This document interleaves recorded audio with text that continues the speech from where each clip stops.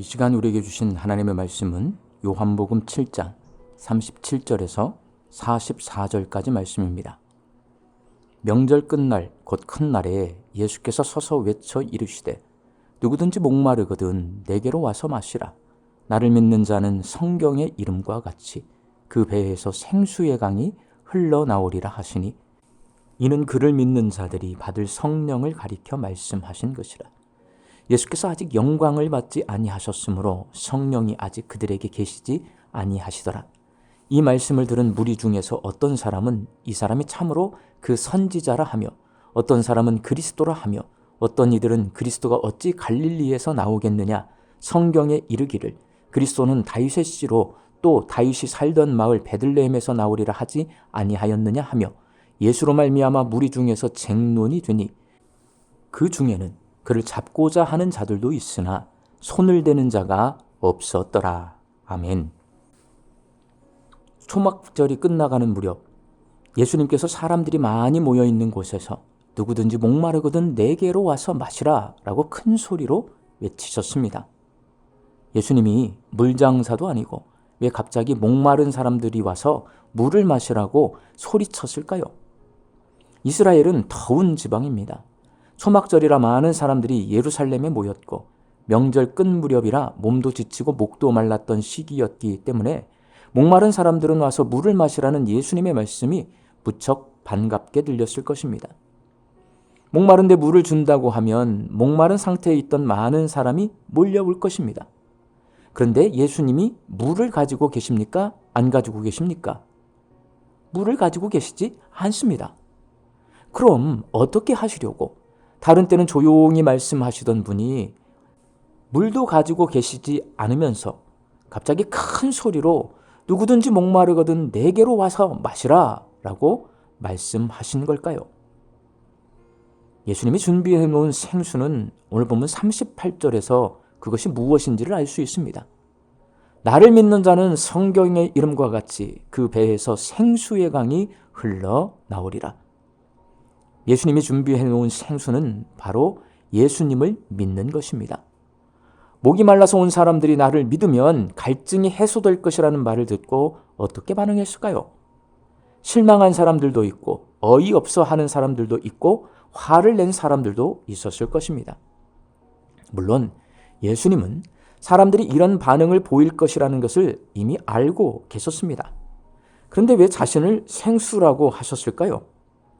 예수님은 당시 사람들이 예수님이 누구신지에 대한 문제를 해결하지 못하고 목말라 하고 있다는 것을 잘 알고 계셨습니다. 예수님은 여기에 대한 해답을 주시려는 것입니다.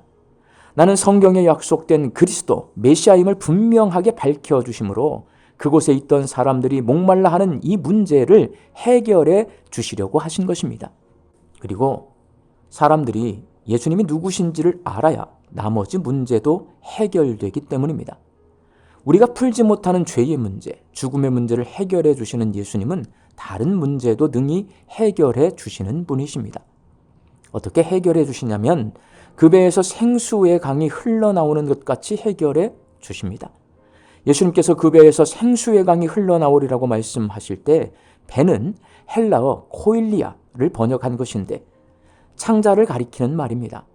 이 말씀은 어떤 문제를 해결받았을 때 뱃속에서 시원하다는 유대의 격언을 도용하신 것 같습니다. 속 시원하다, 속이 후련하다라는 의미를 가지고 있는 것입니다.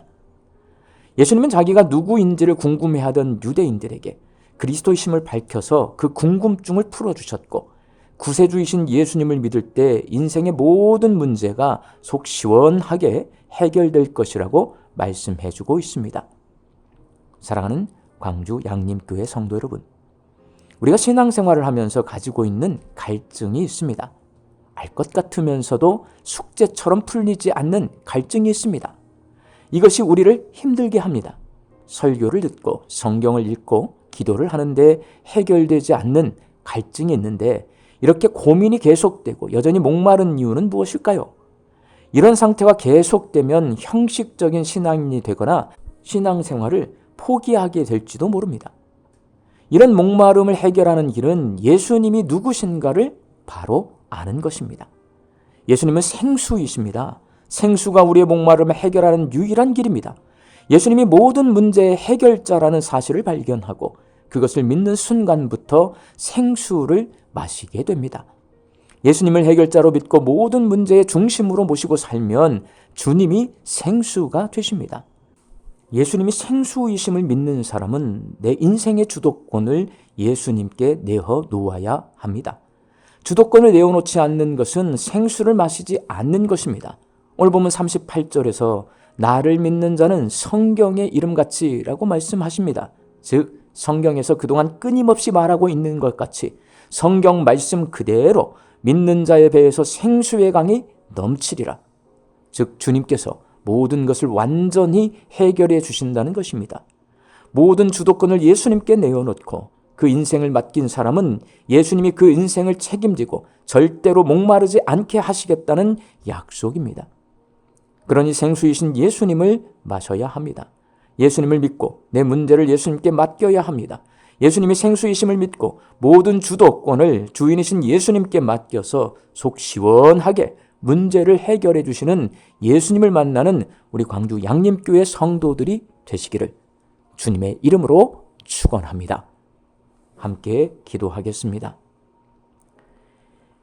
예수님이 모든 문제를 해결해 주는 생수 되심을 믿습니다.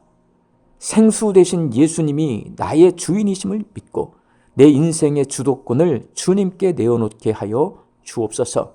그렇게 내 인생의 주도권을 주님께 내어놓을 때 내 인생을 책임져 주시고 모든 문제를 해결해 주시는 예수님을 만날 수 있게 하여 주시옵시고 목마른 내 인생이 해갈되는 놀라운 기적을 경험할 수 있게 하여 주옵소서.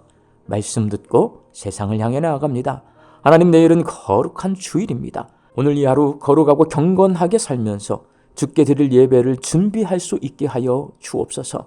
준비되어진 예배를 하나님 앞에 올려드릴 때에 예배 시간에 우리 가운데 임재하시는 살아 역사하시는 하나님을 만나게 하여 주셔서 무너진 우리의 인생이 회복되게 하여 주시옵시고 게을러진 우리의 신앙이 회복될 수 있도록 주여 복을 내려 주옵소서. 흩어져 살고 있는 내 가족과 자녀들을 위하여 간절히 기도합니다. 민족의 명절인 설날을 맞이하였습니다. 오가는 길 안전하게 지켜 주시옵소서. 우리와 동일한 믿음을 가지고 하나님을 영과 진리로 예배하는 예배자로 살게 하여 주옵소서. 인생을 우리 주님과 동행하는 인생을 살아서 주 날개 아래 거하는 복된 인생 되게 하여 주옵소서. 육신 연약하여 선악계를 간구하는 환우들이 있습니다. 예수님의 능력으로 치유함을 얻게 하여 주시고 오랜 시간 침상에 누워 계시는 장기 환우들과 어르신들이 천국 소망 붙들고 오늘 이 하루를 살게 하여 주옵시며 애쓰고 힘써서 돌보는 가족들 위에 새 힘을 더하여 주옵소서. 예수님의 이름으로 기도하옵나이다. 아멘.